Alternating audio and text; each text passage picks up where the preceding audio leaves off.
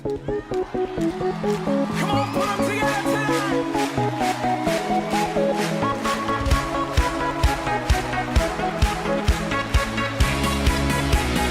One, two, let's go.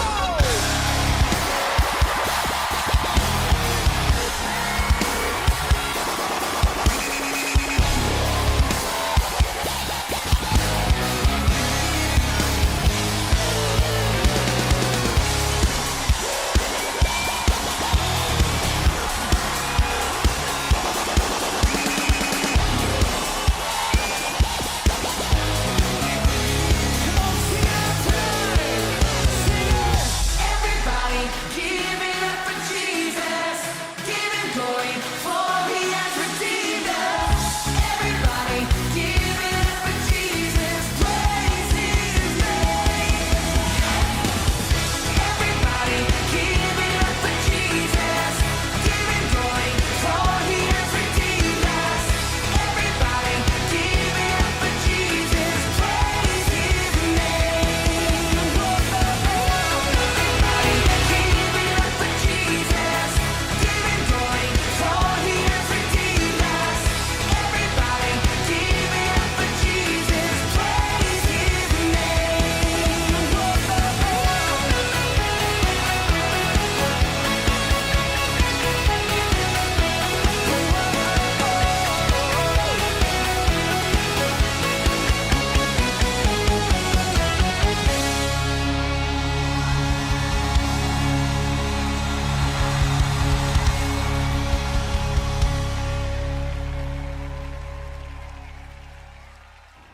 Selamat pagi teman-teman semua. Sungguh sebuah anugerah yang indah kita boleh beribadah kembali bersama-sama. Pada pagi hari ini ibadah kita dilandaskan di dalam pertolongan Tuhan yang menciptakan langit dan bumi. Turunlah kiranya atas kita sekalian berkat dari Allah Bapa, Allah Putra dan Allah Roh Kudus. Amin. Selamat pagi jemaat sekalian yang dikasihi oleh Tuhan. Untuk rekan-rekan pemuda ataupun remaja yang sedang mengikuti ibadah ataupun sedang menonton ibadah pada pagi hari ini. Teman-teman, kita bersyukur gak terasa ya.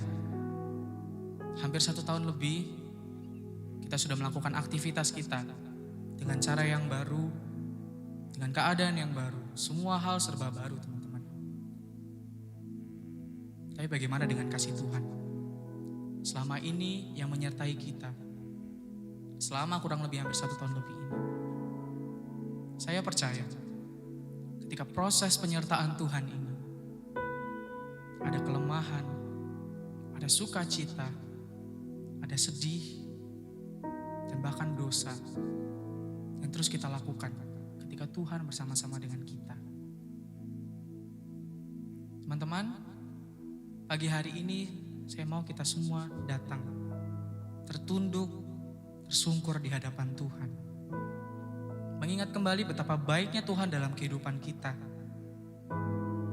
Memberikan kebaikan, keburukan. Itu semua Tuhan punya rencana di balik itu. Mari pagi hari ini, dengan keadaan kita biarkan Tuhan masuk ke dalam hati kita. Memenuhi hadiratnya di dalam hati kita. Kita angkat satu pujian, hadirat-Mu, sebagai ungkapan untuk kita mengingat kasih Tuhan dan biarkan Tuhan memenuhi kita.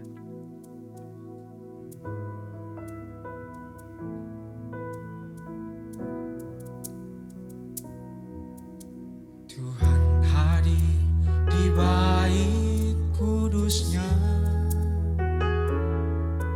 saat umat mencari wajahnya, berseru, berdoa, bersujud menyembah, dan menikmati kehadirannya. Tuhan Tuhan mau dekat dengan umatnya, itu yang datang dengan senang hatinya, berseru, berdoa, bersujud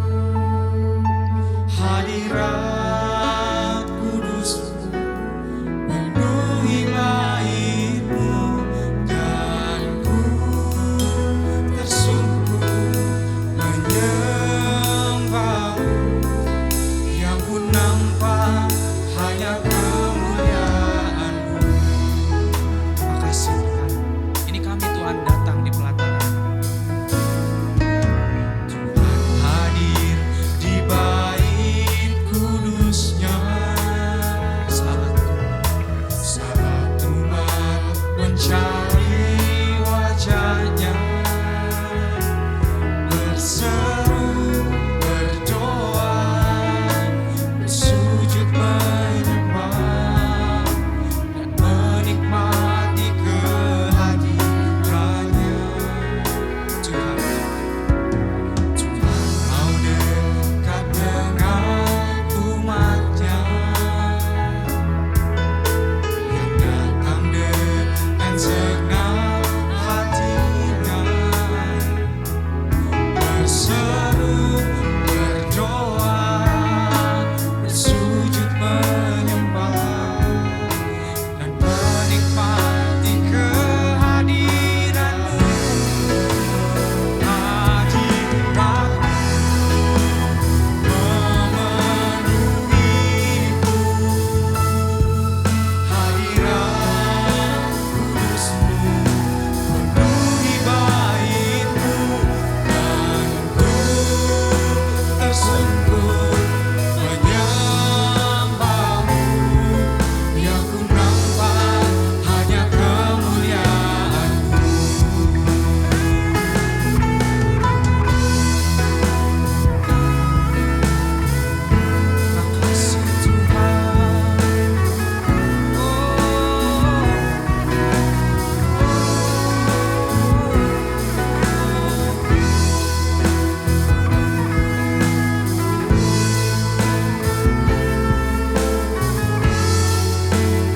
Mari bersama kita katakan, hadirat-Mu Tuhan. Hadirat-Mu memenuhiku. Terima kasih. Hadirat kudus-Mu penuhi baitku. Ku bersungguh menyembah-Mu, yang ku nampak hanya kemuliaan-Mu. Hadirat-Mu Tuhan. Hadirat-Mu memenuhiku.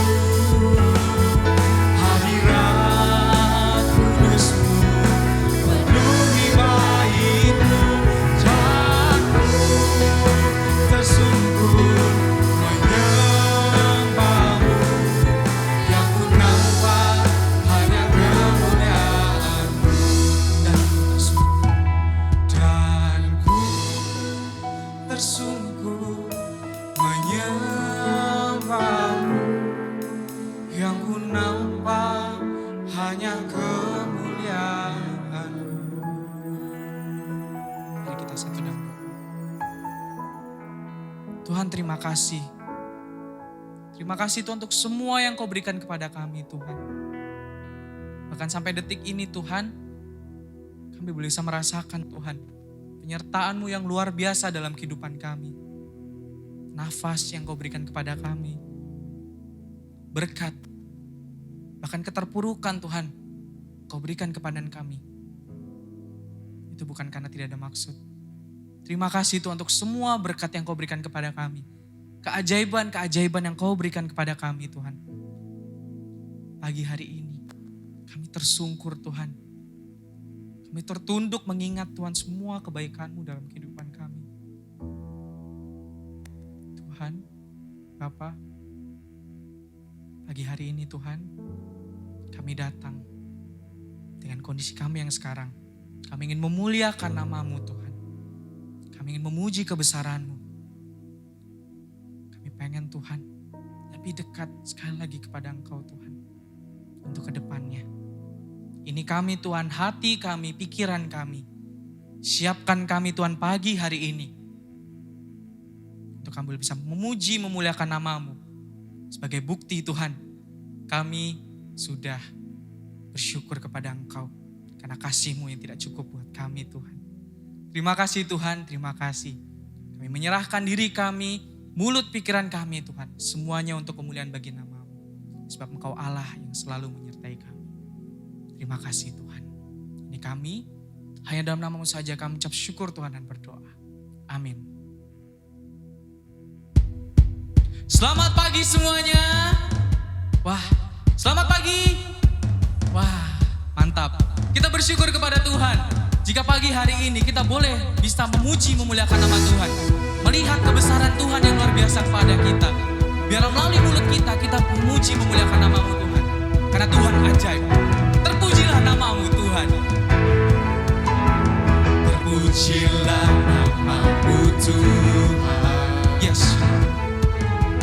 Kuat dan penuh kemuliaan. Satu suara kami nyatakan kebesaran-Mu kekal selamanya. Dengan hati kita katakan, terpujilah nama-Mu Tuhan. Terpujilah nama-Mu Tuhan. Kuat dan penuh kemuliaan. Kuat dan penuh kemuliaan. Satu suara kami nyatakan kebesaran-Mu Tuhan. Kebesaran-Mu kekal selamanya.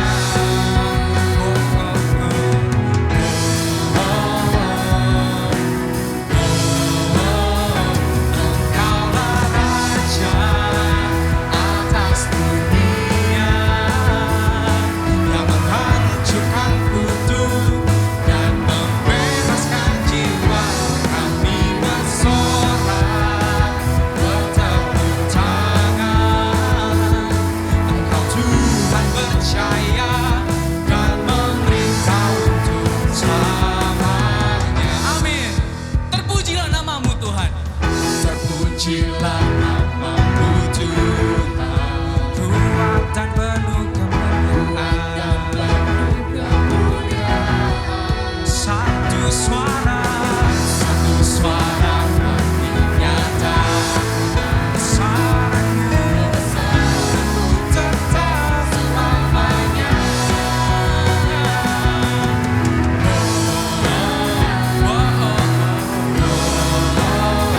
Engkaulah Raja atas dunia yang menghancurkan kutuk dan membebaskan jiwa. Kami bersorak bertepuk tangan. Engkau Tuhan percaya dan memerintah untuk Engkaulah Raja atas dunia. Mari angkat suara kita. Yang menghancurkan kutuk dan membebaskan jiwa. Engkaulah Raja atas dunia yang menghancurkan kutuk dan membebaskan jiwa. Kami bersorak bertepuk tangan. Engkau Tuhan percaya dan memerintah untuk Engkaulah Raja atas dunia yang menghancurkan kutuk dan membebaskan jiwa. Kami bersorak bertepuk tangan. Engkau Tuhan percaya dan memerintah untuk selamanya. Yes Lord, terima kasih Tuhan. Haleluya.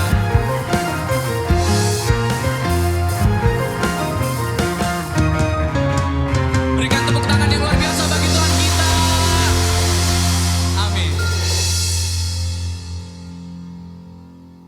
Kesetiaan. Teman-teman, kata kesetiaan kayaknya gak familiar buat kita. Kenapa saya bilang kayak gitu? Kita selalu melakukannya. Terkadang kita juga mengatakan kata kesetiaan itu ke pacar kita, mama papa, teman, atau siapapun. Teman-teman, berbicara tentang kesetiaan. Bagaimana kesetiaan kita di dalam Tuhan. Sampai detik ini. Kita berproses panjang waktu ini. Ketika kita tahu Tuhan itu baik terhadap kehidupan kita. Memberikan semua yang kita perlukan. Tapi saya yakin. Kita tahu sampai detik ini pun. Dari awal ibadah kita sudah menyadari bahwa Tuhan baik kepada kita. Memberikan yang kita cukup dengan cukup sampai detik ini. memberikan hal yang kita butuhkan. Tapi kita sebagai manusia memiliki rasa takut, memiliki rasa bingung, ataupun rasa-rasa yang lain teman-teman. Sampai detik ini. Teman-teman, makna kesetiaan merupakan proses dalam kehidupan kita. Pagi hari ini mari kita bawa, ketika kita sudah mengerti, kita memuji memuliakan nama Tuhan. Saya pengen kita kembali merenung, memikirkan apa yang menjadi pergumulan kita sampai hari ini. Dan menyerahkannya kepada tangan kasih Tuhan. Sebab Dia Allah yang setia kepada kita. Bahkan lebih dekat dari baju yang kita pakai.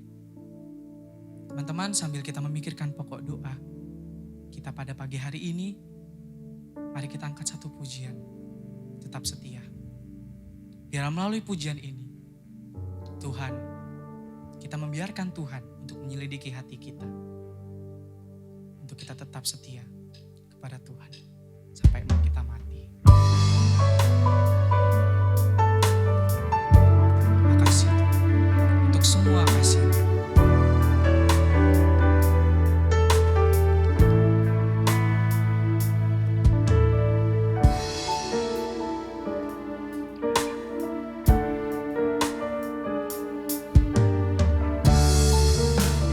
Mari kita angkat pujian kita. Selidiki aku. Selidiki aku. Lihat hatiku. Apakah ku sungguh mengasihi Yesus? Kau yang Maha Tahu dan menilai hidupku. Tak ada yang tersembunyi bagi. Selidiki aku Tuhan, selidiki aku. Lihat hatiku. Apakah ku sungguh mengasihi Yesus? Kau yang Maha Tahu dan menilai hidupku.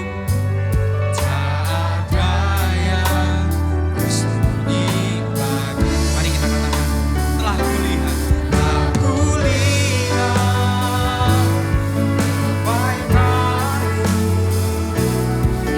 tak pernah habis di hidupku. Berjuang sampai akhirnya Kau dapati yang tetap setia. Terima kasih. Ini kami, selidiki kami. Selidiki aku. Lihat hatiku. Apakah ku sungguh mengasihi Yesus?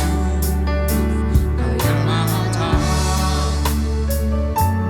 dan menilai hidupku. Tak ada yang tersembunyi lagi. Aku lihat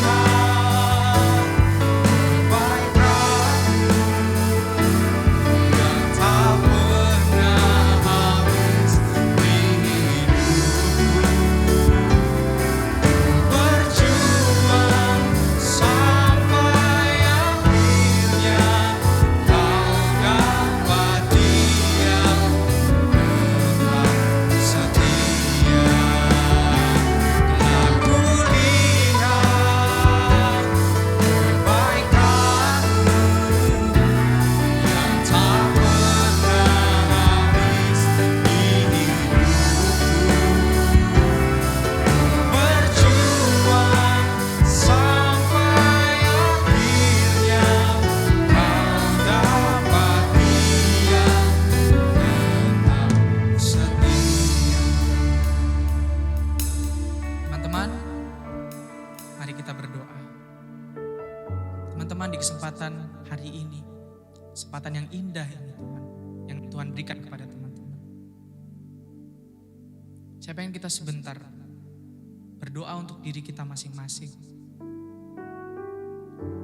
Bersyukur kepada Tuhan bahwa Tuhan hadir dalam kehidupan kita. Mari kita ambil waktu sebentar berdoa bersyukur dan memikirkan kasih Tuhan sekali lagi sejenak dan pergumulan kita. Saya berikan waktu kita untuk berdoa.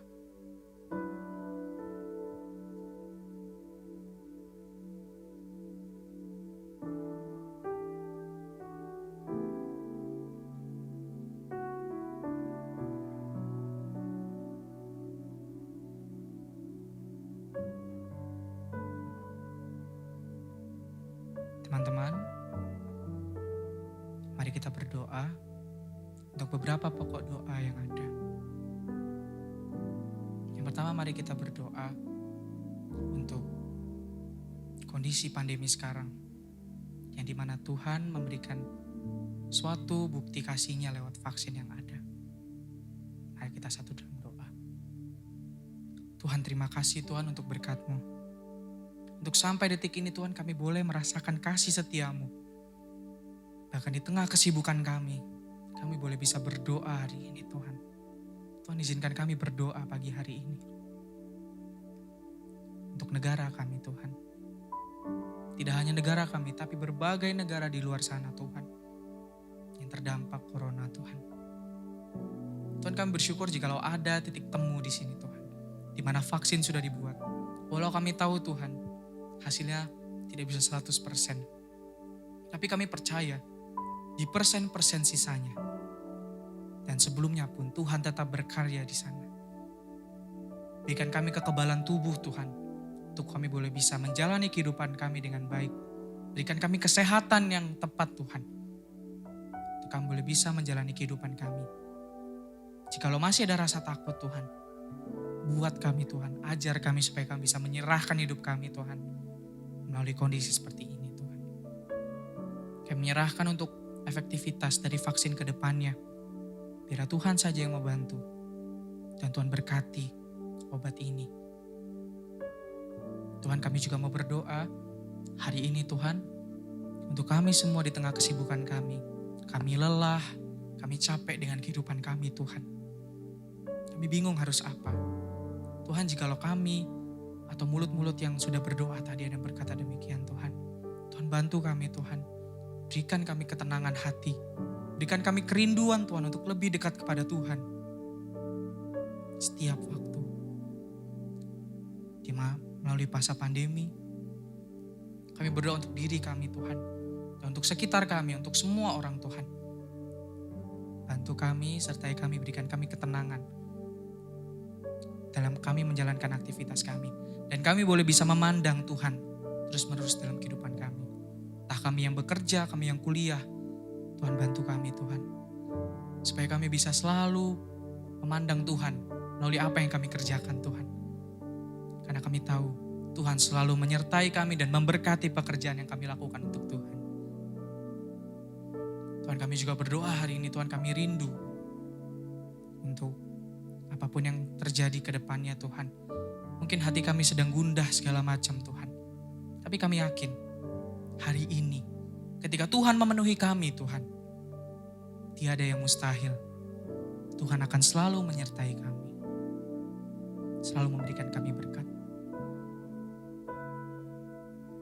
Tuhan, kami juga berdoa untuk negara kami, tempat kami tinggal ini. Segala macam problema kami tahu Tuhan. Tapi kami percaya Tuhan ada di sana. Menyelesaikan semua permasalahan. Dan Tuhan pakai kami Tuhan. Dan buat kami jangan mengeraskan hati kami. Tapi kami boleh bisa keluar menjadi contoh bagi orang-orang di luar sana. Karena kami tahu kami sudah menerima kasih itu dari Tuhan. Ajar kami Tuhan untuk mengerti langkah kami selanjutnya. Kami juga mau berdoa Tuhan untuk keluarga kami. Mungkin yang terdampak corona, Kau berikan kesehatan, Kau berikan pemulihan Tuhan. Dan Kau nyatakan rencanamu bagi keluarga-keluarga yang ada ini Tuhan. Supaya kami tidak putus asa, tapi kami menyerahkan hidup kami. Karena kami tahu, bahkan dalam kesakitan kami pun Tuhan berkarya Tuhan. Kami menyerahkan kehidupan kami selanjutnya Tuhan. Tahun ini, besok, sampai selama-lamanya. Kami percaya Tuhan punya rencana buat kami. Sampai kami mati dan Tuhan datang kedua kalinya. Tuhan akan menjadi Allah yang tetap setia bagi kehidupan kami. Ini kami Tuhan, ini pergumulan kami. Apapun yang terjadi dalam kehidupan kami percaya Tuhan selalu mengasihi kami. Dan ini pokok doa kami Tuhan. Dan bantu kami tetap setia dalam kehidupan kami ke depannya. Dan buat kami memandang kepada Tuhan. Memandang kepada kasih Tuhan. Dalam waktu-waktu ke depan. Terima kasih Tuhan, ini pokok doa kami. Dan kami berdoa menyerahkan hidup kami selanjutnya. Dalam tangan-Mu. Dalam zaman saja kami ucap syukur Tuhan dan berdoa. Terima kasih Tuhan. Haleluya. Amin. Mari kita angkat satu pujian ini. Dari refnya saja, sembari kita mengingat kasih Tuhan. Telah kulihat kebaikan-Mu yang tak pernah habis di hidupku. Ku berjuang sampai akhirnya Kau dapati aku tetap setia. Sekali lagi kita katakan. Telah kulihat kebaikan-Mu yang tak pernah habis di hidupku. Ini kami Tuhan. Ku berjuang sampai akhirnya Kau dapati aku tetap setia. Ku berjuang sampai akhirnya Kau dapati aku tetap setia.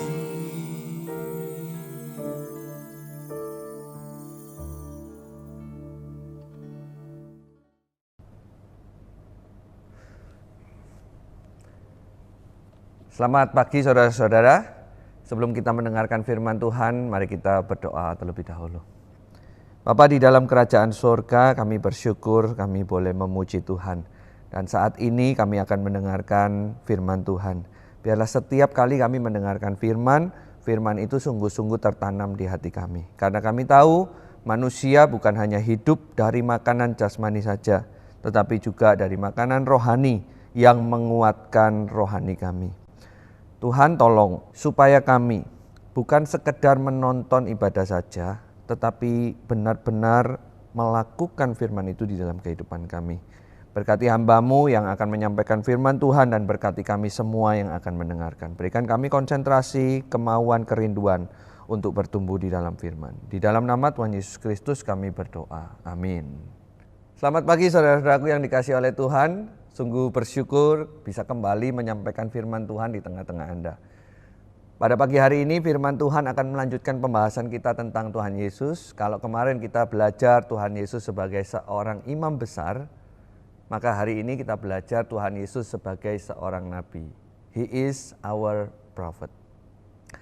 Saudara, tahun lalu kantor berita Reuters menerbitkan sebuah artikel yang mengenang jasa-jasa daripada dokter-dokter yang berjibaku untuk mengatasi COVID, khususnya di Tiongkok. Dan di dalam salah satu artikel itu ada sebuah highlight, ada sebuah penekanan khusus tentang seorang dokter yang bernama Dr. Li Wenliang. Siapa Dr. Li Wenliang ini? Dr. Li Wenliang ini menjadi salah satu penekanan karena dia adalah salah satu dokter yang memblow up kasus ini untuk pertama kalinya. Dan di sana diceritakan bahwa ketika dia mengemukakan kasus ini untuk yang pertama kalinya di bulan Desember tahun 2019, dia dihalang-halangi oleh sejumlah aparat keamanan di Tiongkok. Karena apa? Karena Januari tahun 2020 itu adalah hari raya besar yang dirayakan di seluruh Tiongkok, yaitu Hari Raya Tahun Baru Imlek. Supaya tidak menimbulkan kegaduhan, maka kemudian Dr. Li Wenliang ini yang memblow up pertama kali kasus ini, kemudian dihalang-halangi, bahkan diancam karirnya terhenti apabila ia memblow up kasus ini. Tapi apa yang terjadi?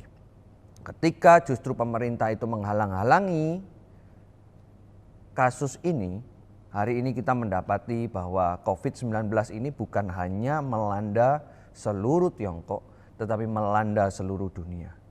Sudah ratusan juta orang yang terdampak. Belum lagi orang yang meninggal juga sudah mencapai puluhan juta. Itu bukan jumlah yang sedikit.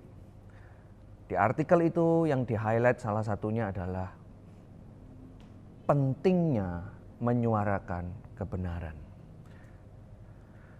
Seorang dokter yang dibungkam karena dilarang menyatakan kebenaran justru membuat gaduh seluruh dunia. Nah, ini menjadi salah satu hal yang menarik ketika saya membaca artikel ini. Bahwa kebenaran itu begitu penting. Sampai-sampai kebenaran itu bisa mengubah kehidupan. Satu lagi terjadi beberapa waktu yang lalu, beberapa minggu yang lalu. Walaupun beritanya, kejadiannya di tahun 2020, tetapi kebenarannya baru diketahui beberapa minggu yang lalu. Kalau teman-teman pernah membaca, ada seorang juga yang bernama Samuel Paty. Seorang guru yang harus meregang nyawa karena dia dipenggal akibat dituduh mencemarkan nama baik Nabi Muhammad. Bermula dari seorang anak kecil yang tidak suka kepada gurunya itu, lalu kemudian menyebarkan berita bohong atau yang kita kenal dengan hoax, dan kemudian berita bohong itu dipercaya oleh papanya. Papanya segera mempostingkan itu ke media sosial bahwa gurunya itu sedang mempermalukan Nabi Muhammad, padahal itu tidak benar. Tetapi berita itu dipercaya dan dilihat oleh sebagian orang, yaitu kaum ekstremis, sehingga kaum ekstremis itu kemudian memburu Samuel Paty ini dan kemudian memenggal Samuel Paty dan mati. Kejadian ini baru diketahui beberapa minggu lalu karena siswi yang melaporkan itu kepada bapaknya akhirnya membuka suara bahwa sebetulnya dia tidak suka dengan guru itu dan kemudian menyebarkan berita bohong. Saudara, dari dua kisah ini kita belajar sesuatu. Belajar apa? Bahwa menyuarakan kebenaran itu penting. Seseorang yang mengatakan kebenaran itu sama dengan seseorang yang mendukung terciptanya kehidupan. Sebaliknya, seseorang yang mengatakan kebohongan atau hoax itu menyebabkan kematian. Saudara, kita sebagai orang-orang Kristen tentu harus menjunjung tinggi kebenaran. Tentu harus membelanya dan menyatakannya kepada semua orang. Kita dipanggil bukan untuk diam, bukan untuk menyebarkan berita bohong. Kita dipanggil untuk menyuarakan kebenaran.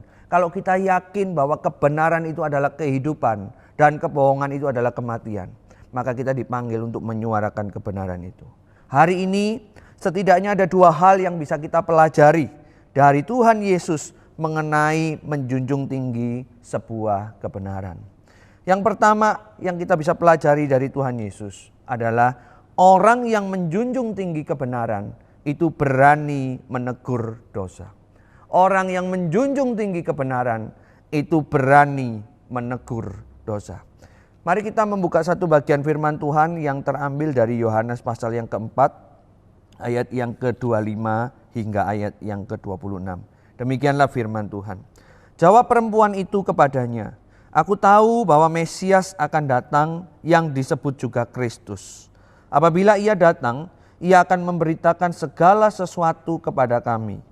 Kata Yesus kepadanya, "Akulah dia yang sedang berkata-kata dengan engkau." Saudara, Tuhan Yesus memberikan teladan kepada kita tentang menegur dosa. Ia bukan saja datang sebagai raja yang memerintah dunia atau imam yang menebus dosa, menjadi pengantara kita antara Allah dan manusia, tetapi ia juga datang sebagai nabi, yaitu orang yang menyuarakan kebenaran. Dalam ayat yang kita baca, kita belajar, kita tahu bahwa Tuhan Yesus sedang menyatakan kebenaran. Di dalam konteks Yohanes pasal 4. Ini adalah cerita yang seringkali kita dengar juga di sekolah minggu, bahwa Tuhan bertemu dengan perempuan Samaria, perempuan berdosa. Tuhan Yesus sangat mengasihi perempuan Samaria itu. Ini terbukti bahwa dia mau bergaul dengan perempuan Samaria itu, menyapa perempuan Samaria itu, dan kemudian bercakap-cakap dengan perempuan Samaria itu. Tetapi Tuhan Yesus tidak berhenti sampai di sana. Ketika ia bertemu dengan perempuan itu, maka Tuhan Yesus juga bertanya, panggillah suamimu. Saudara, kata-kata ini bukan sekedar Tuhan Yesus tidak tahu siapa suaminya atau menyuruh secara literal memanggil, tidak. Tetapi kalimat ini mau menyatakan kebenaran bahwa Tuhan Yesus tahu apa yang dilakukan perempuan ini, walaupun Tuhan Yesus juga mengasihi dia. Di balik kasihnya Tuhan Yesus kepada perempuan Samaria ini, ia sebetulnya juga menegur perempuan Samaria ini bahwa apa yang dilakukannya itu bukanlah kehendak Tuhan. Apa yang dilakukannya itu sebuah hal yang harus diselesaikan dan diakhiri, karena itu adalah dosa. Maka kemudian di ayat yang ke-25 ini ia menyatakan dirinya bahwa ia adalah Mesias. Ia adalah nabi yang dijanjikan di dalam perjanjian lama yang bisa menebus dosa. Kita belajar dalam minggu lalu bahwa Tuhan Yesus sebagai seorang imam yang membuat manusia datang kepada Allah secara langsung. Betul. Perempuan ini dikasihi dan kemudian dia bisa bertobat, dia bisa datang kepada Allah secara langsung. Tetapi ketika Tuhan Yesus mengatakan Mesias akan datang, akulah dia yang sedang berkata-kata dengan engkau. Itu juga menunjukkan sebuah panggilan, penyataan kebenaran Allah. Bahwa orang yang mau melihat, menerima Mesias, dia dikasihi oleh Allah dari semua apa yang dilakukannya. Tetapi orang itu juga harus kembali kepada kebenaran itu untuk masuk di dalam hadirat Allah. Tuhan Yesus mengasihi, tetapi Tuhan Yesus juga menyatakan kebenaran itu dengan gamblang. Agar perempuan ini dikasihi oleh Tuhan, lalu kemudian bertobat dari kehidupan yang lama. Saudara, saya suka sepak bola dan saya punya pemain favorit saya. Dia adalah pemain yang terkenal yang kita kenal dengan CR7 alias Cristiano Ronaldo.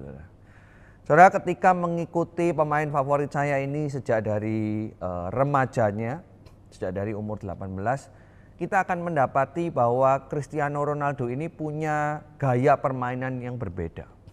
Berbeda dengan lawan mainnya yang sering disandingkan, yaitu Lionel Messi, yang kalau kita perhatikan dari masa remajanya gaya bermainnya itu sama.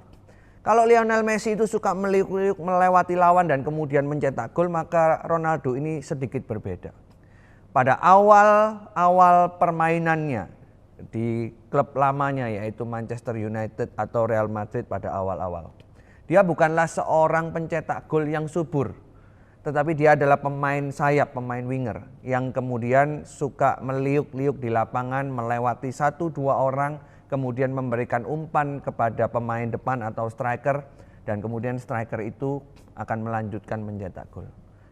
Tetapi Ronaldo punya dua gaya main yang berbeda. Kalau tadi di klub lamanya dia adalah sebagai winger, maka di klub barunya, baik itu di Juventus maupun Real Madrid, dia adalah seorang striker murni yang bukan meliuk-liuk melewati 1-2 pemain lawan, tetapi sangat tajam ketika menerima bola, baik itu sundulan, kaki kiri maupun kaki kanan. Nah, ketika memperhatikan perubahan ini, ada seorang reporter yang kemudian pernah bertanya kepada salah seorang rekan daripada Cristiano Ronaldo di klub lamanya di Manchester United, yaitu Rio Ferdinand, yang kemudian bertanya kepada dia, kenapa gaya main Ronaldo bisa berubah? Tidak semua orang atau tidak semua pemain bola yang mengubah gaya permainannya justru di tengah-tengah puncak permainannya. Kenapa Ronaldo berubah? Nah, satu kali ketika diwawancara ini Rio Ferdinand memberikan satu jawaban yang buat saya cukup menggelegar gitu ya. Dia berkata di dalam satu latihan Ronaldo itu pernah menangis gitu. Dan di dalam latihan itu, itulah yang mengubah nasib permainannya ke depan. Apa yang terjadi di dalam latihan itu? Rio Ferdinand mengungkapkan bahwa di salah satu latihan di klub lamanya Manchester United, ketika dia berlatih untuk kemudian meliuk-liuk melewati lawan, ada seorang rekan lainnya yang bernama Ruud van Nistelrooy yang kemudian melihat Ronaldo dan kemudian tidak suka kepada Ronaldo. Nah, kita tahu pada waktu itu orang ini yang bernama Ruud van Nistelrooy ini adalah striker yang sangat-sangat subur dan disegani pada waktu itu. Dan ketika melihat Ronaldo latihan, dia justru tidak suka. Dia berkata kepada Rio Ferdinand yang pada waktu itu seorang kapten, dia berkata kepada dia, "Kenapa anak ini ada di dalam klub ini? Kita tidak butuh pemain yang suka meliuk-liuk. Kita butuh pemain yang bisa mengumpan dan mencetak gol." Nah, ketika Ronaldo mendengar itu, maka itu menjadi sebuah titik balik. Titik balik bahwa ada orang yang kemudian mengungkapkan yang terpenting di dalam permainan bola itu bukan meliuk-liuk dan melewati lawan. Tetapi yang terpenting itu adalah mencetak gol. Dan suara daripada Van Nistelrooy itu terngiang di dalam batin Ronaldo yang membuatnya menangis dan mengubah gaya permainannya sampai saat ini. Dalam hal ini, Ruud van Nistelrooy menyatakan kebenaran yang sesungguhnya dari permainan bola ini, sehingga kemudian mengubah seluruh hidup dan permainan Ronaldo. Hari ini Ronaldo menjadi salah satu GOAT, greatest of all time. Dia mencetak gol melebihi pemain manapun di dunia ini, termasuk Pele. Tapi satu perkataan itu, satu penyataan kebenaran itu mengubahkan kehidupan Ronaldo. Saudara, apa yang bisa kita lakukan ketika kita belajar firman ini, ketika kita belajar daripada Tuhan Yesus? Sekali lagi, kalau kita adalah anak-anak Tuhan yang menjunjung tinggi kebenaran, maka kita harus berani untuk menegur. Hari ini saya ingin kita belajar satu hal yang barangkali kita jarang dengar, yang barangkali kita juga jarang lakukan. Apa itu? Berani untuk menegur. Saudara, seringkali kita sebagai anak-anak Tuhan ketika melihat seorang melakukan dosa, kita diam saja bukan? Kita berpikir, oh itu kalau orang lain melakukan dosa ya itu urusannya orang lain, itu bukan urusan saya. Itu urusan dia dengan Tuhan. Kalau ada orang lain yang salah, ya udah, kita cuman menasihati, kita cuma ngasih tahu. Kalau dikasih tahu nggak dengar, ya sudah. Itu urusannya dia dengan Tuhan. Sering saya mendengar banyak alasan seperti itu. Atau juga alasan-alasan lain yang nanti kalau saya tegur hubungan saya jadi renggang. Jadi lebih baik ya sudah, itu urusannya dia saja. Tetapi saya percaya tidak demikian, teman-temanku. Justru ketika kita berani menegur dan ada orang-orang lain yang sudah diselamatkan yang sama-sama dengan kita mendengar teguran itu, barangkali teguran itu menjadi salah satu rema, menjadi salah satu pengubah hidup dari mereka. Kita perlu untuk belajar menegur. Tentu menegur itu bukan berarti mengolok-olok. Menegur itu juga bukan berarti kemudian menyatakan kesalahan itu di depan orang banyak, tidak. Alkitab memberitahukan kita kalau kita mau menegur, kita belajar untuk ngomong empat mata dengan dia. Apa yang menjadi kesalahannya, tentu seperti yang Tuhan Yesus juga contohkan, kita juga perlu menegur dengan kasih. Kita mengasihi dia, tetapi kita perlu untuk menyatakan kesalahannya, untuk memberitahukan kebenaran. Kita mengasihi dia, kita bertumbuh bersama-sama, kita juga harus berani menegur. Belajarlah teman-teman untuk menegur. Menegur dengan kasih, menegur juga untuk pertumbuhan rohani kita yang menegur. Sama-sama bertumbuh, sama-sama hidup di dalam kebenaran. Yang kedua, apa yang bisa kita pelajari dari Tuhan Yesus mengenai menjunjung tinggi sebuah kebenaran? Yang kedua adalah orang yang menjunjung tinggi kebenaran itu berani berkorban demi kebenaran. Orang yang menjunjung tinggi kebenaran berani berkorban demi kebenaran. Saudara-saudara, sejak dari perjanjian lama, menjadi nabi itu sebuah anugerah yang luar biasa.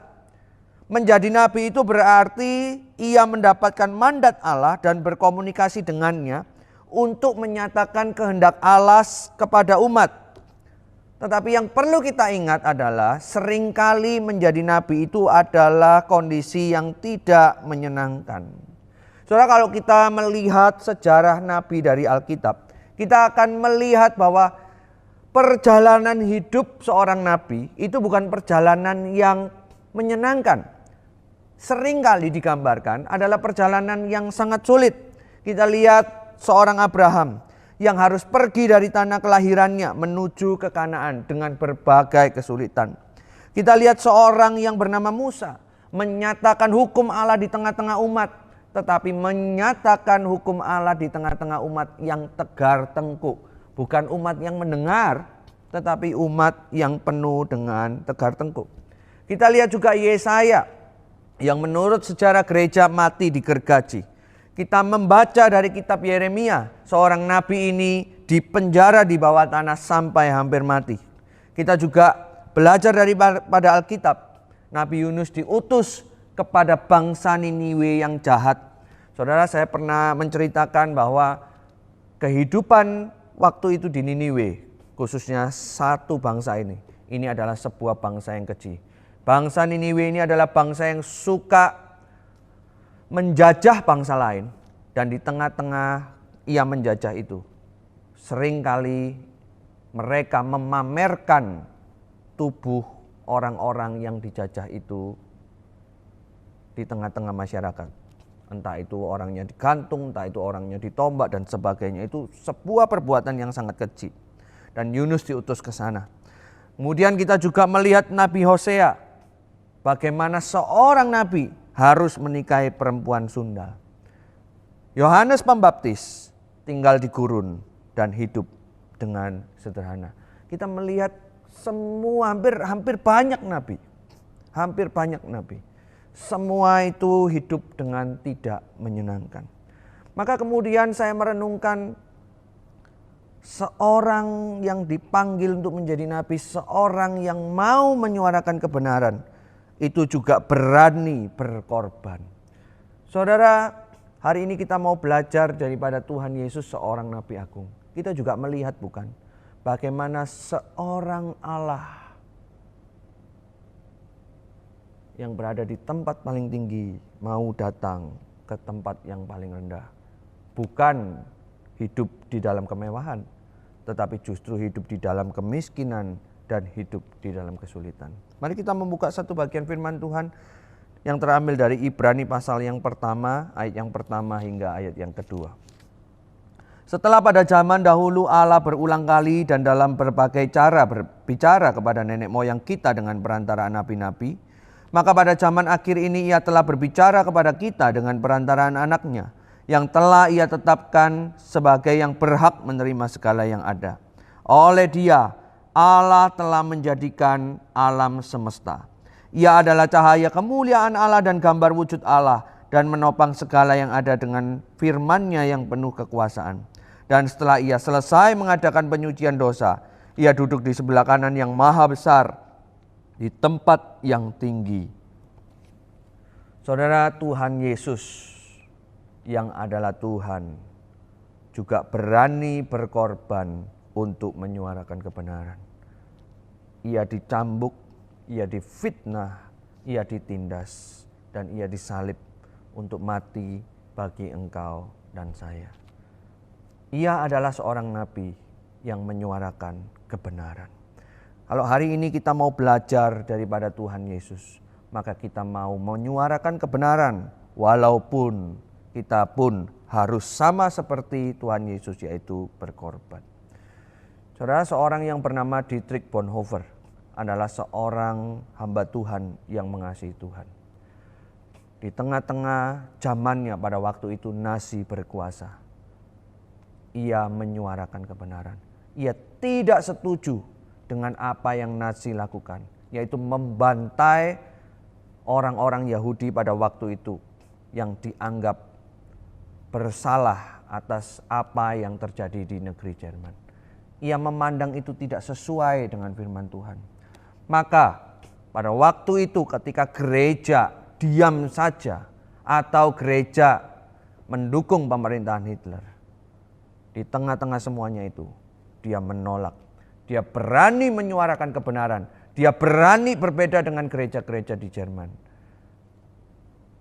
Yang pada akhirnya ia harus dihukum gantung. Waktu prajurit Nazi itu menghukum gantung, prajurit Nazi itu sempat memberikan komentar. Saya melihat tahanan ini paling berbeda dengan tahanan yang lain. Karena tahanan ini, yaitu Dietrich Bonhoeffer itu, ketika digantung, dia siap untuk digantung dan kemudian mati dengan senyuman. Saudara, orang-orang seperti ini, orang-orang yang menyuarakan kebenaran dan berani berkorban. Saudara, belum lagi kita melihat bagaimana orang-orang Kristen mula-mula yang menyuarakan kebenaran, yang memegang teguh imannya, dan kemudian harus mati meregang nyawa dengan cara yang mengenaskan. Tetapi mereka akan mendapatkan upahnya. Hari ini bagaimana dengan kita? Apakah kita berani menjunjung tinggi kebenaran walau harus berkorban?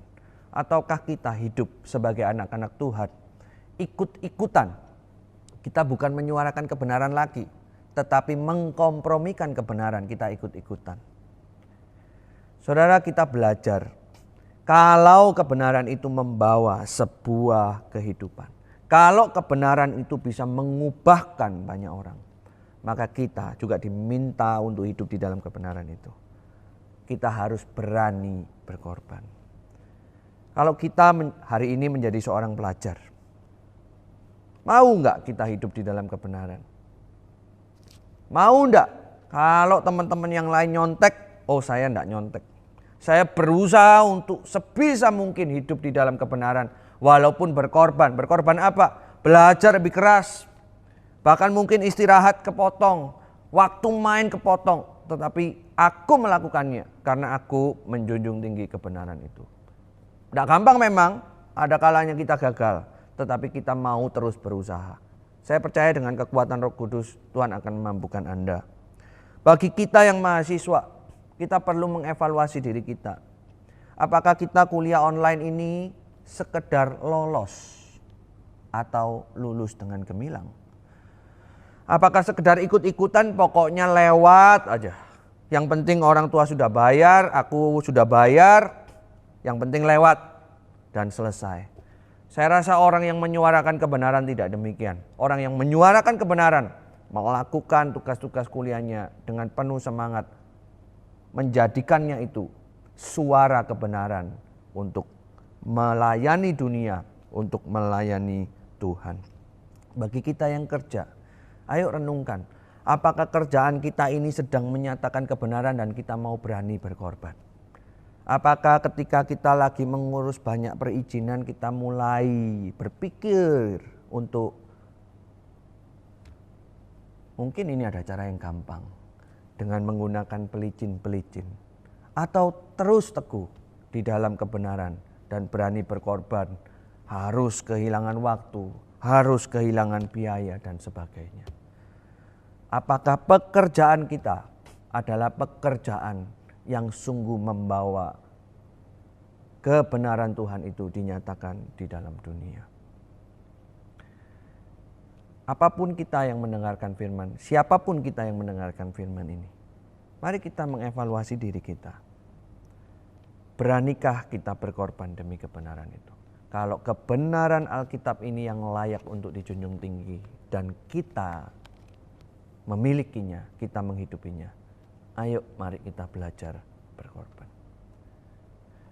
Saya percaya saudara, kepada orang-orang yang dipanggil Tuhan untuk menyuarakan kebenaran, yaitu dengan menegur dosa, dengan berkorban, kepada orang itulah keajaiban Tuhan akan dinyatakan. Sama seperti nabi-nabi di Perjanjian Lama.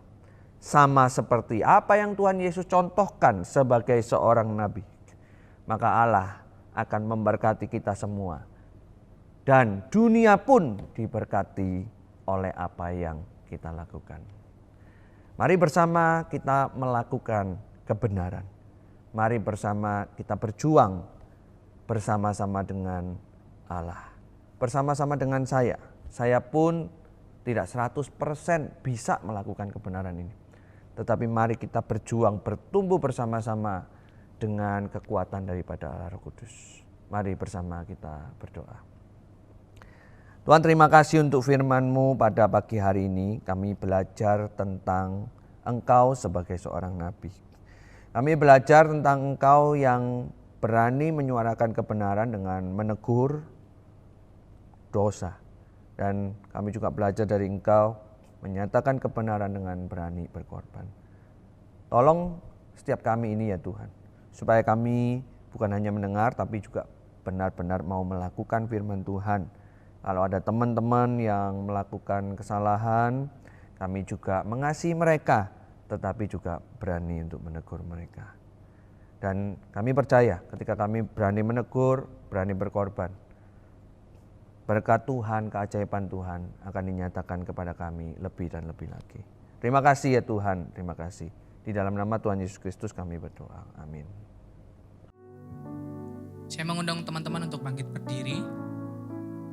Mari dengan hati kita, dengan iman kita akui iman kita di hadapan Tuhan. Pengakuan iman rasuli.